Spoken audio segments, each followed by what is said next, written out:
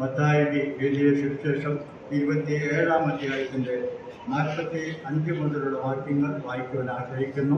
മത്തായി എഴുതിയ സുവിശേഷം 27-ാം അധ്യായം 45 മുതലുള്ള വാക്യങ്ങൾ വായിക്കുവാൻ ആഗ്രഹിക്കണം. 6-ാം മണി നേരം മുതൽ 9-ാം മണി നേരം വരെ ദേശത്തെല്ലാം ഇരുട്ടുണ്ടായി.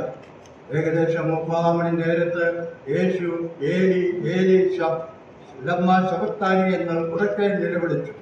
എൻ്റെ ദൈവമേ, എൻ്റെ ദൈവമേ, നീ എന്നെ കൈവിട്ടത് എന്ത് എന്നർത്ഥം.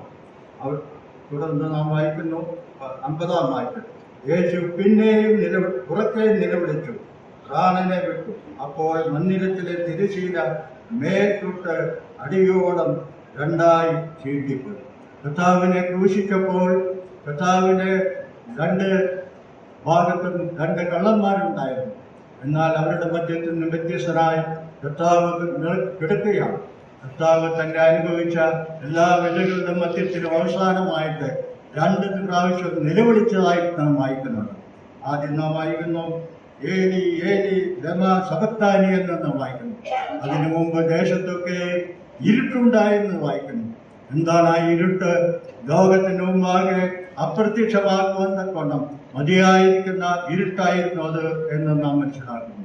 ദൈവത്തിന്റെ പുത്രനെ ദൈവം നേരിട്ട് ഇടപെടുന്ന സന്ദർഭമായിരുന്നു.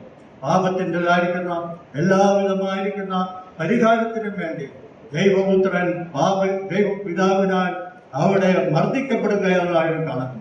നാം അവിടെ യശയാപ്രവചനത്തിൽ വായിക്കുന്നത് അവനെ തകർത്ത് കളയുവാൻ ദൈവത്തിന് പ്രസാദം തോന്നി. ദൈവത്തിന്റെ തകർന്ന് കളയുന്ന അനുഭവമായിരുന്നു ആ 3 മണിക്കൂർ നേരം.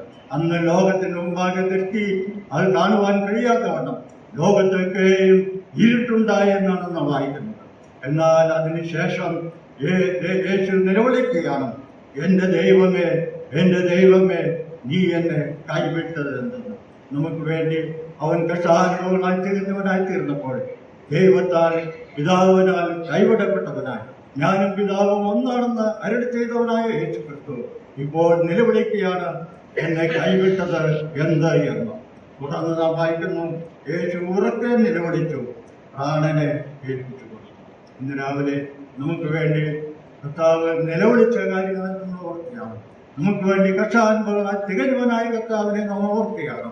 നമുക്ക് വേണ്ടി നമ്മുടെ പാപത്തിന്റെ പരിഹാരത്തിന് വേണ്ടി യേശുക്രിസ്തു കടന്നുപോയ മാർഗങ്ങളെ ധ്യാനിച്ചുകൊണ്ട് അവന്റെ സന്നിധിയിൽ സ്തുതിസ്തോത്രങ്ങൾ അർപ്പിച്ചുകൊണ്ട് ദൈവത്തിന് മഹത്വം കരേറ്റാം.